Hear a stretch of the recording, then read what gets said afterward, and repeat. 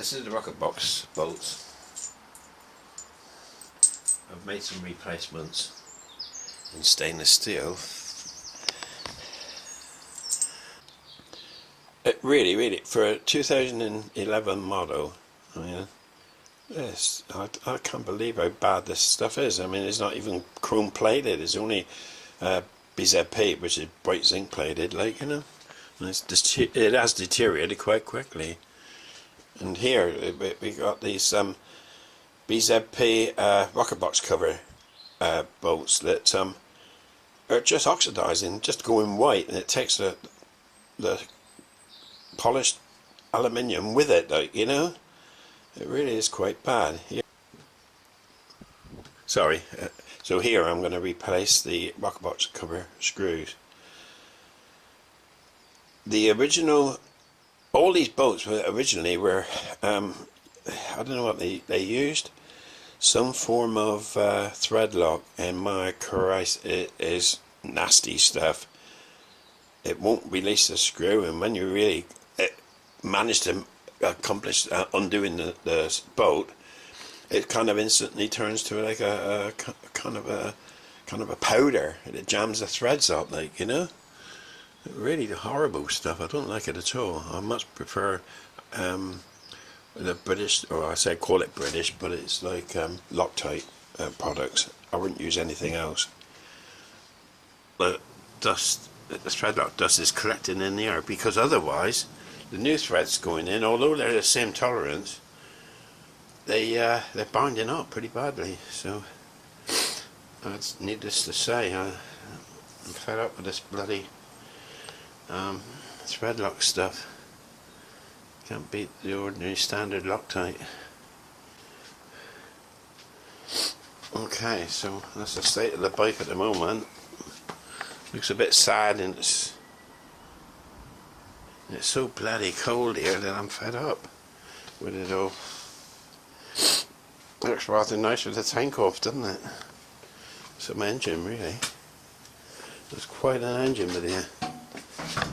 There's quite some engine.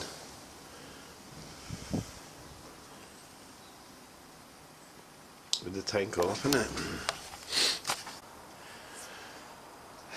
it? Explaining this business with the threads, I'll start that one for instance. Okay, let's get that one off.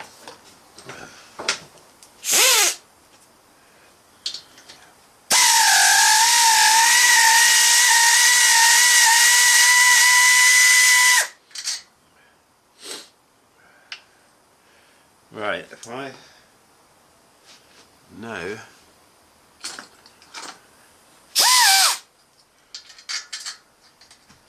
it immediately comes tight there.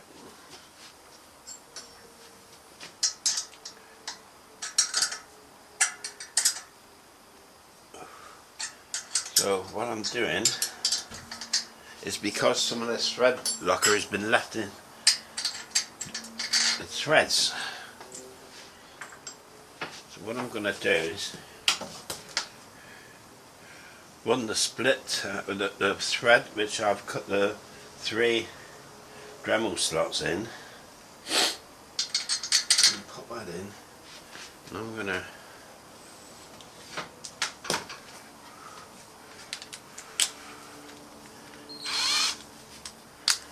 see if I can run that in and out 3 times.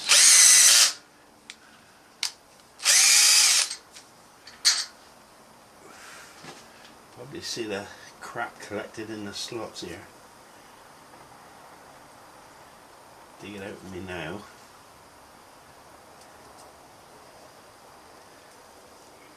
Repeat the process.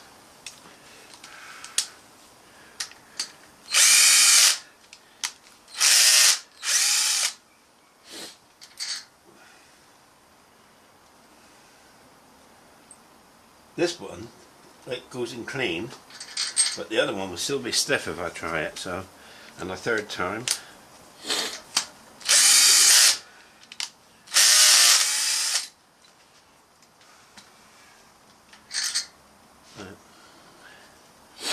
hopefully, as an example,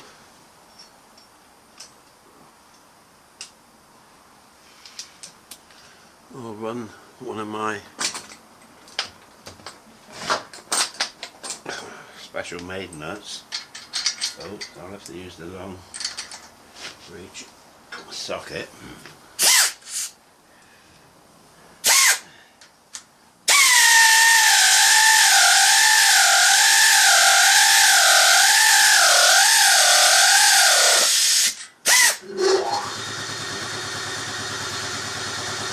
What my bolts look like in position. So got some shadow on them.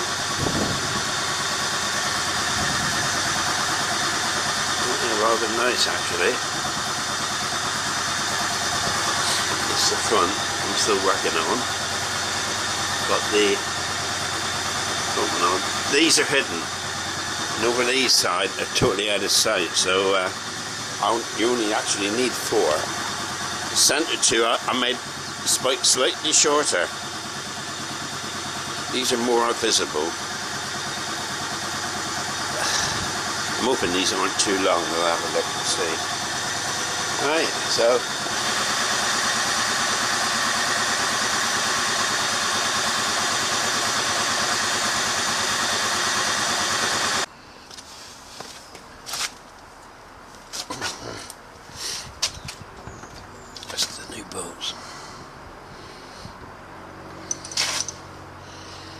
Oh, obviously the short one at the top, longer one at the bottom. The problem is I've got no clearance, particularly on the top, to use a torque wrench. So, taking this out.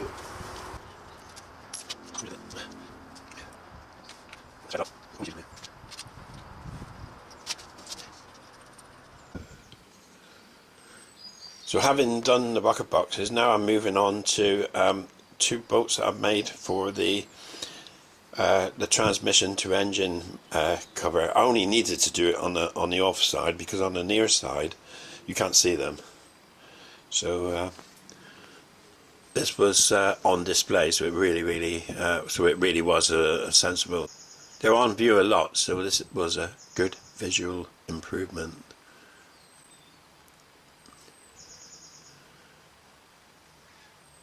I needed the exhaust pipes off to replace these bolts as well, so it was an opportune time to upgrade the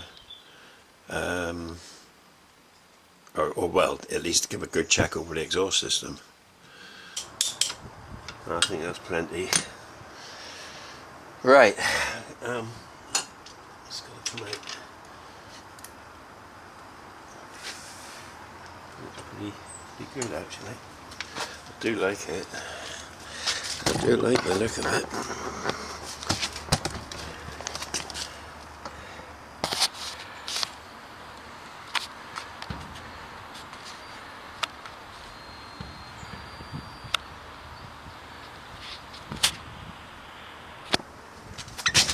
The upper one is there. Really sweet, I like them. Yeah, the problem is I just can't get a socket in, so I just have to do it, like say, pretty tight.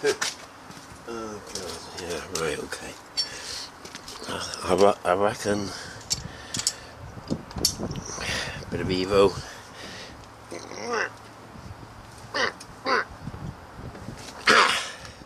I reckon that's 48.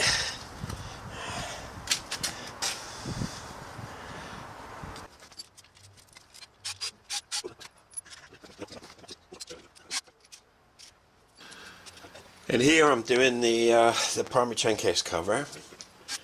A lot of bolts to replace, all different lengths. So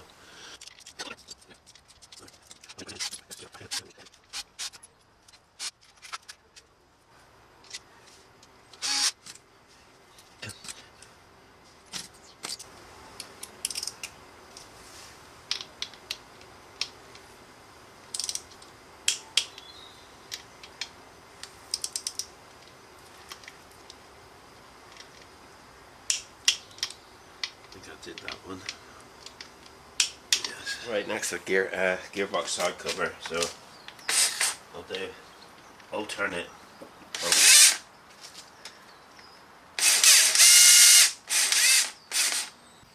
And now the transmission in case.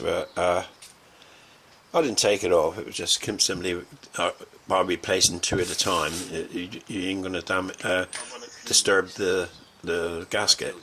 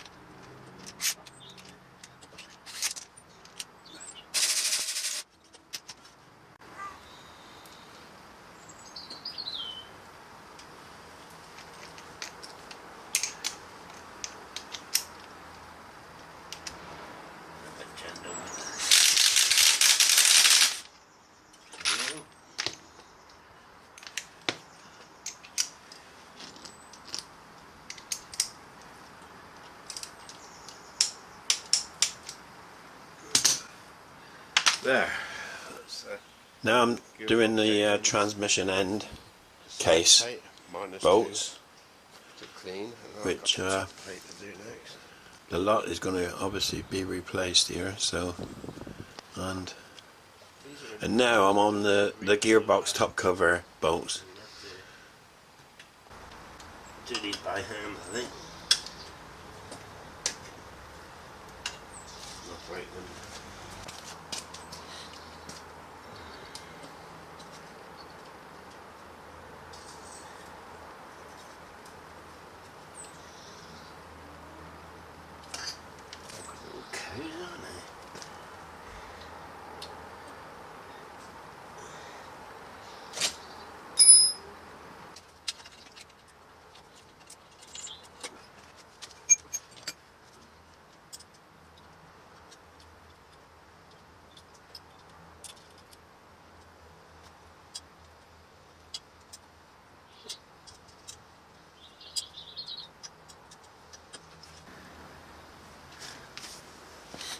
Right, this is finally getting there.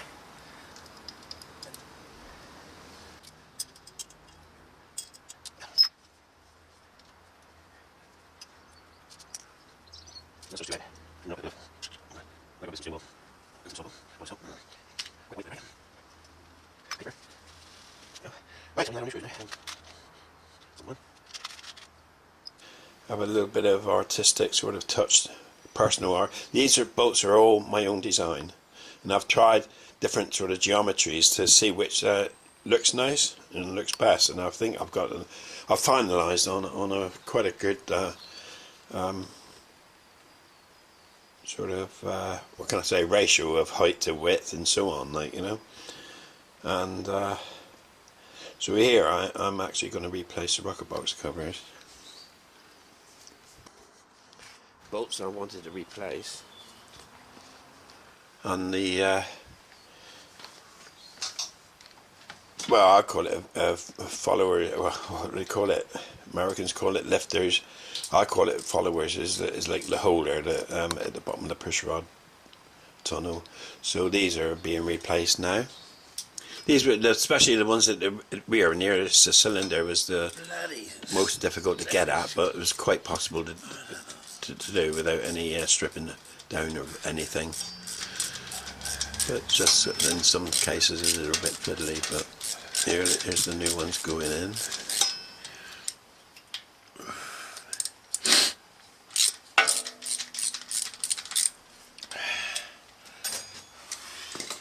You know, and then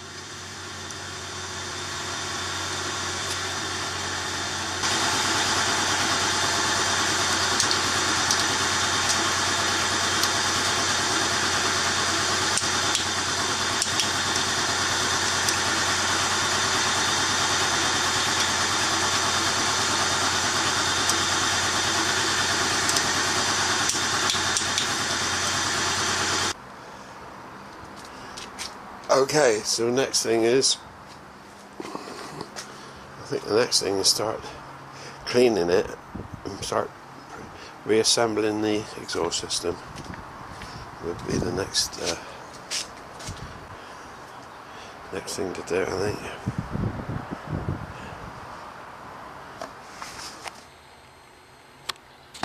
you see these engine bolts here. Now there is one bolt. It's the bolt, crankcase bolt between the two cylinders. It's above the drag link for the gear change. It's very, very visible. So I thought it needed its own special bolt, which I made up.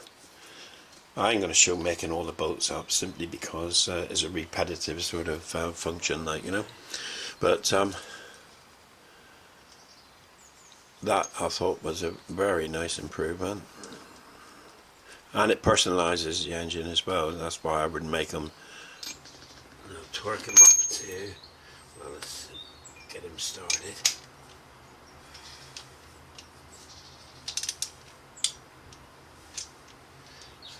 I think 22.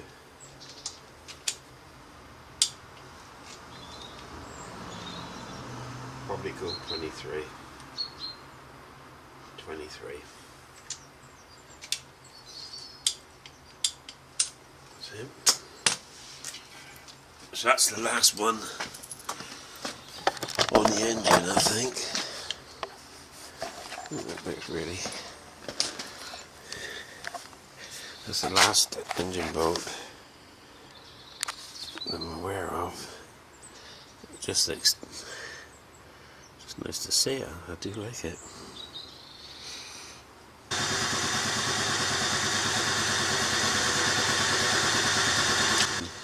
Now I'm into the swinging arm. It's got the mountings for the swinging arm's got the mountings for the pillion footrest. Now what a mess that was in, and you can see that even the swinging arm itself is quite rusty. The paint's missing. Everything's freaking And, rusty, isn't it? So what I've done here is replace the bolts with polished dome head bolts, and repainted the front end of the swinging arm. That really looked good. On the crackle paint finish of the footrest, I used a matte black. Actually, I used Humbo matte black, and it looked very, very well. Actually, I have got various U-Pole cans now of satin black, matte black, you name it. But the Humbo did work. It did in fact work very well. So now here the timing case cover bolts are being replaced.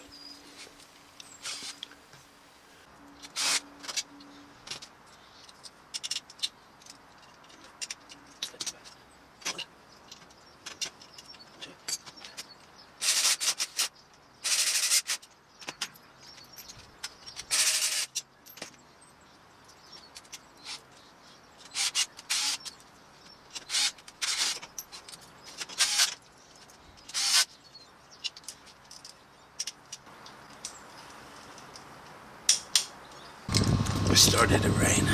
God's sake. Don't stop.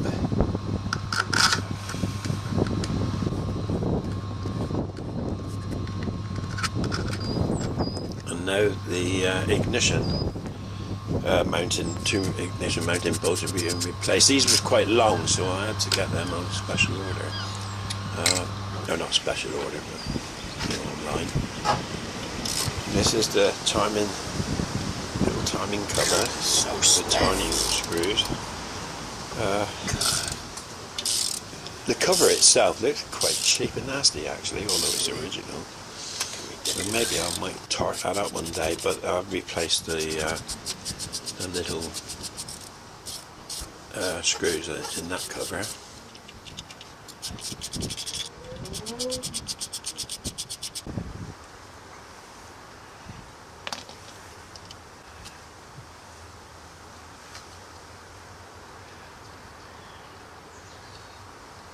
I use a stick for polishing to hold them to polish them.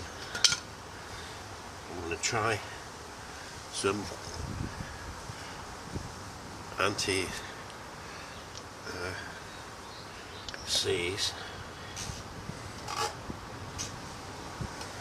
on these, see what it works like.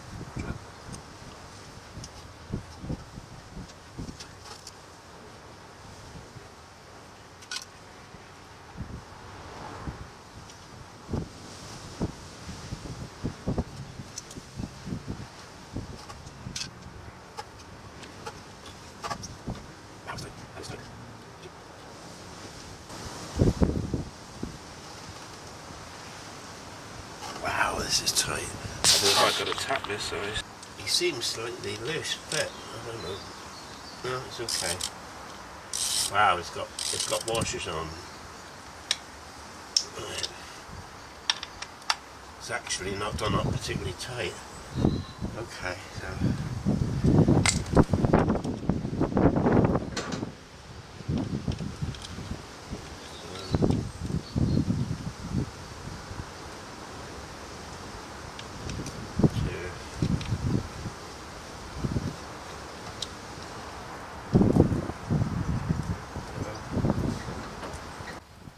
And now the derby cover. Again, quite small screws actually. Well, that's the end of that one. I think that's all the bolts now.